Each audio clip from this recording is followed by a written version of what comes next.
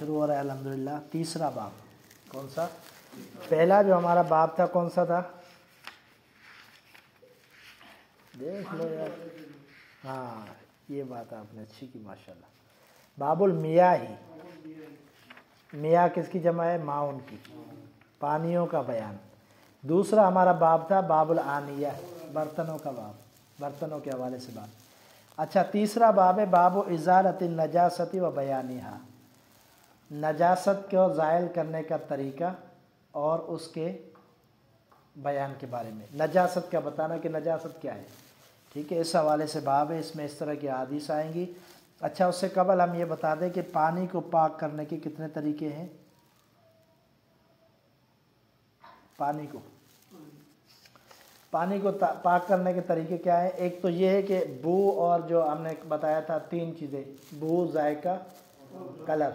یہ اگر تبدیل ہو جائے تو پانی ناپاک ہو جاتا ہے.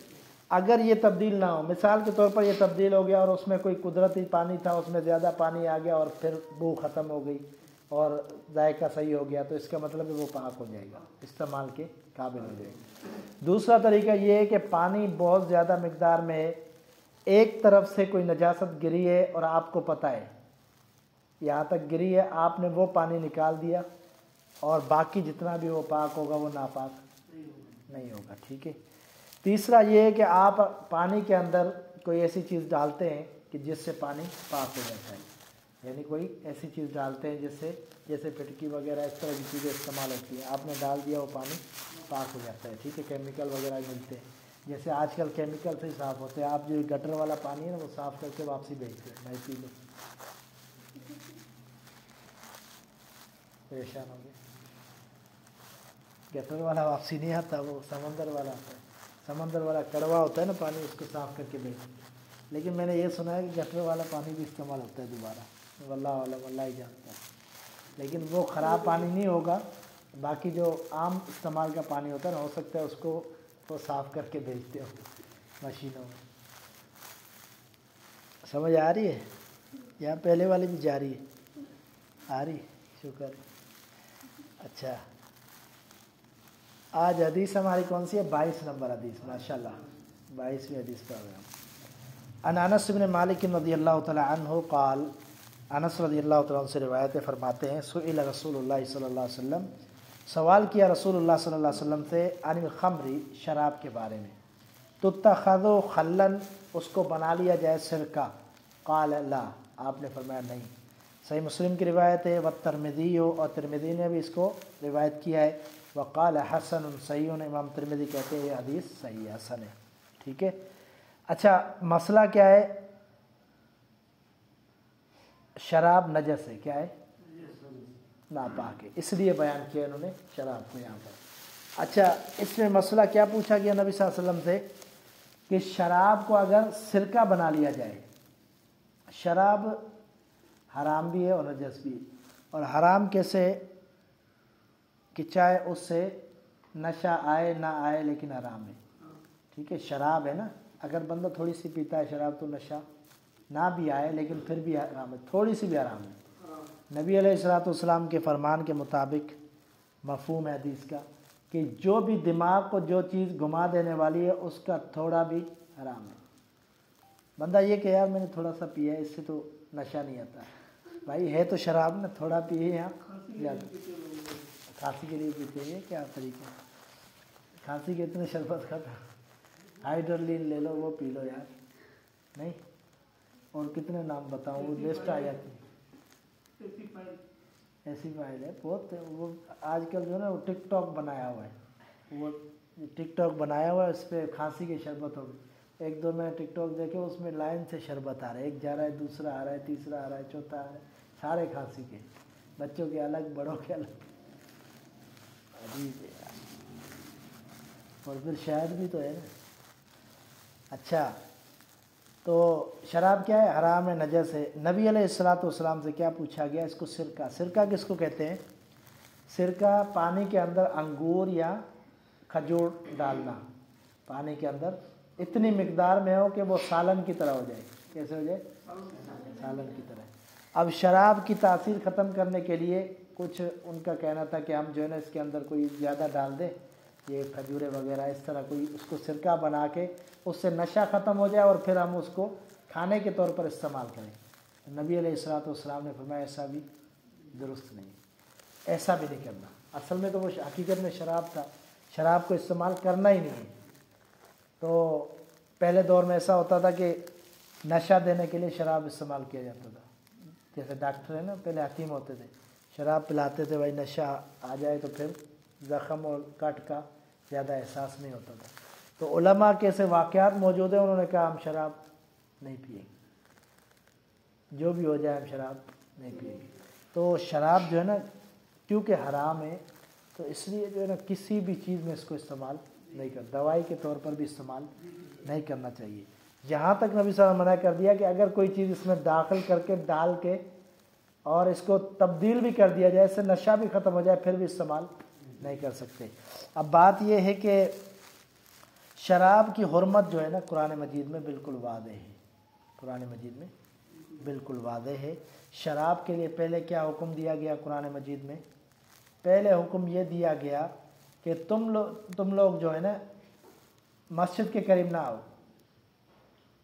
مسجد کے قریب وَأَنْتُمْ سُكَارَىٰ، جب شراب نشے کی حالت میں نا مسجد کے قریب نہ آؤ، یعنی نماز کے قریب نہ آؤ.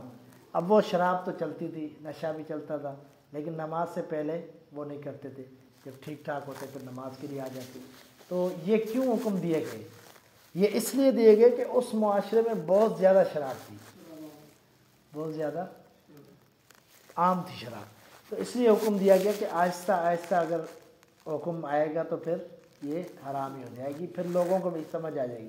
پہلے کہا گیا کہ یہ کیا ہے کہ اس کے ساتھ نہیں آنا مسجد میں، یعنی لوگوں نے سمجھا کہ یہ بری چیز ہے، تھوڑا سا ان کا ذہن بن گیا کہ یہ بری چیز ہے. یار مسجد سے جب روکا جا رہا ہے اس کا مطلب ہے کہ ویسے اچھی چیز نہیں ہے. ٹھیک ہے. اس کے بعد جو ہے کچھ ایسے واقعات بھی ہوئے کہ جس سے جو ہے نقصان ہوا صحابہ سے. کیوں نماز کے یہ کیوں منع کیا گیا؟ ایک دو ایسے واقعات ہوئے کہ نماز پڑھتے ہوئے انہوں نے پیا ہوا تھا تو کیا تھا، دماغ جگہ پہ نہیں تھا، تو قرآن کی کچھ آیتیں آگے پیچھے کر لی جس سے معنی تبدیل ہو گیا. پھر یہ منع کیا گیا. پھر یہ آتے تھے قرآن مجید میں اللہ تعالیٰ نے فرمایا یسألونک عن الخمر والمیسر قل فیہما اسم کبیر. آگے شاباش، یہ تو یار تراویح کے لائق ہے. ومنافع للناس، سوال کرتے تھے لوگ شراب کے بارے میں، اب کیا کیا جائے؟ اللہ تعالیٰ نے فرمایا یہ آپ سے سوال کرتے ہیں شراب اور جوا کے بارے میں، ان کو کہہ دو کہ قل فیہما اسم کبیر ومنافع للناس، ان میں گناہ جو ہے نا بہت بڑا ہے، لیکن عارضی فائدہ لوگوں کا ہے، دنیاوی فائدہ. جواری کیا کرتا ہے، پیسے زیادہ کما لیتا ہے، کبھی کبھی ہار جاتا ہے، لیکن یہ عارضی فائدہ ہے. اور شراب کیا ہے، عارضی فائدہ ہے، دنیا میں جو ہے نا یہ مست مگن ہوتا ہے شراب پی کے، مزہ آتا ہے، اس کو سکون آتا ہے، لیکن کیا ہے اس کے اندر بہت بڑا گناہ ہے، کبیرہ گناہ ہے. تو پھر یہ جب حکم آ گیا یہ، اس کے بعد حکم کیا آیا کہ اس سے بچ جاؤ، فجتنبوہ، فجتنبوہ، اس سے بچ جاؤ. اب یہ شراب نہیں پینا اور یہ حرام کر دیا گیا. جب یہ حرام کر دیا گیا تو بڑی معروف حدیث ہے، ابو طلحہ رضی اللہ تعالیٰ عنہ کے گھر میں یہ شراب پلائی جا رہی تھی. ٹھیک ہے، بخاری مسلم وغیرہ میں روایت ہے، یہ شراب پلائی جا رہی تھی. تو جب ایک بندے نے اعلان کیا کہ لوگوں شراب حرام ہو چکی ہے، تو جو ان کے جگ میں تھا وہ بھی گرا دیا. انس رضی اللہ تعالیٰ عنہ پلا رہے تھے لوگوں کو، تو جگ میں تھے وہ بھی گرا دیا. لوگوں نے اپنے منہ میں جو تھا وہ بھی باہر پھینک دیا، کلی کر دیا. اور حتیٰ کہ کچھ نے اپنے حلق میں انگلیاں ڈال کے الٹی کے ذریعے نکالا شراب. یعنی اس قدر ان کو اللہ کے رسول کی بات کا احترام تھا. حالانکہ شراب کوئی عام چیز نہیں ہے کہ بندہ ایسے ہی چھوڑ دے. شرابی مر جاتے ہیں ادھر روڈوں پہ بیٹھ بیٹھ کے، شراب نہیں چھوڑتے. کیا یہ بہت بڑا مشکل تھا کام. لیکن یہاں سے پتہ چلتا ہے صحابہ میں اطاعت کا جذبہ کیسا تھا کہ جیسے انہوں نے ان کے کان تک بات پہنچی، روایتوں کے اندر الفاظ ہے مدینے کی گلیوں کے اندر پانی کی طرح شراب بہہ رہی تھی. ایسے لوگوں نے جن کے گھروں میں پڑی تھی وہ گرا دی، وہ ساری گلیوں میں بہہ رہی تھی. یعنی ایسا انہوں نے اطاعت کا جذبہ کیا اور ایسی اتباع کی رسول اللہ صلی اللہ علیہ وسلم کی. ٹھیک ہے، تو شراب حرام ہو گئی تو قیامت تک یہ حرام ہی ہے. ٹھیک ہے، تو اس میں کیا ہمیں سمجھ میں آیا کہ اس باب میں کیوں لائے، اس لیے کہ یہ نجس ہے، ناپاک ہے، ٹھیک ہے، ناپاک ہے، اس لیے کھانے میں بھی استعمال نہیں کی جا سکتی، اس کو تبدیل کر کے بھی استعمال کرنا جائز نہیں ہے۔ اچھا، دوسری حدیث کیا ہے؟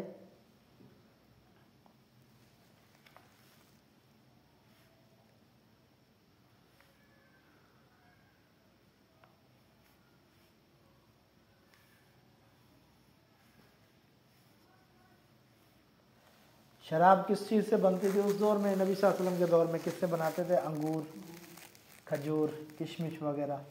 کیا کرتے تھے؟ اس کو جو ہے نا بند کر کے مٹی کے برتنوں میں، وہ مٹی کے برتنوں میں بند کر کے دفنا دیتے تھے، ٹھیک ہے، کھڈا کھود کے اس کے اندر ڈال دیتے تھے، پھر 1-2 دن کے بعد نکالتے تھے تو اس کے اندر کیا ہوتا تھا؟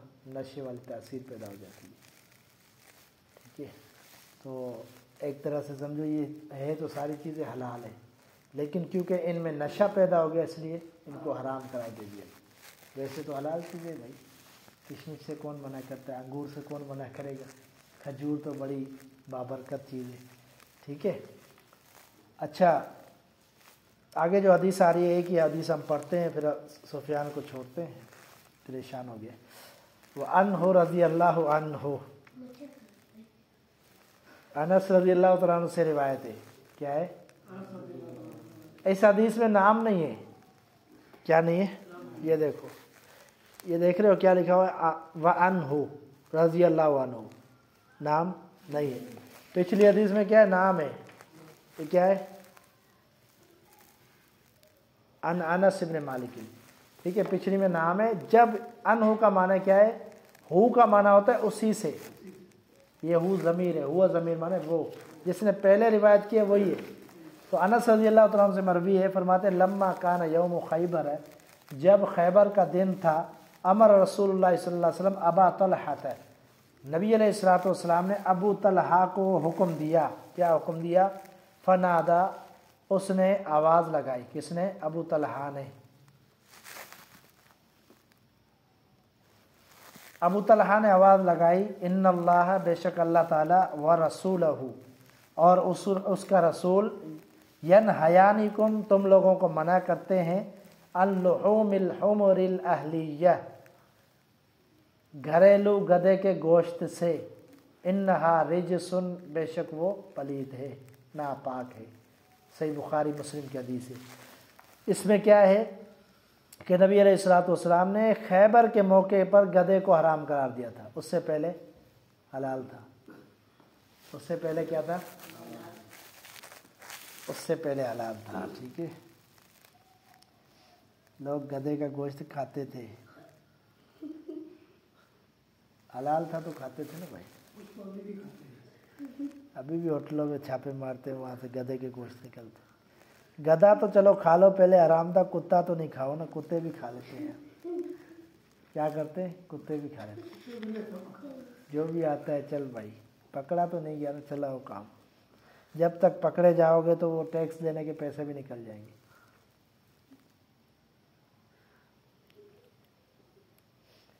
اچھا، حدیث میں آتا ہے، صحیح بخاری کی حدیث ہے، ایک بندہ آیا، ٹھیک ہے، اس نے آ کر کہا یہ تو گدھے تو ختم ہی ہو گئے۔ کیا ہو گیا؟ گدھے تو ختم ہی ہو گئے، سواری کا جانور ہے بھائی، کام کا جانور ہے، لوگ جو ہے ان کو کاٹ کے کھاتے جا رہے ہیں، ٹھیک ہے۔ تو فامر منادیا ینادی ان اللہ ورسولہ ینہیانکم، پھر نبی صلی اللہ علیہ وسلم نے حکم دیا، منادی کروائی، یہ آواز لگا دو کہ آج کے بعد حرام ہے۔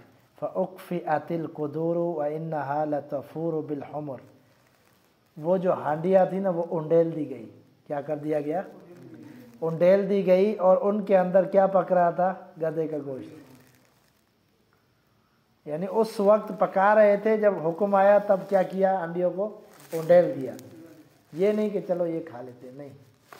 جیسے شراب کو حرام سمجھا صحابہ نے، اسی وقت عمل کیا، اسی طرح جب گدھے کو گوشت حرام کر دیا گیا، جن کے ہانڈیوں میں پک رہا تھا انہوں نے بھی گرا دیا۔ اس کو حدیث کو کیوں لایا اس کے اندر؟ حالانکہ گدھے کا کیا تعلق ہے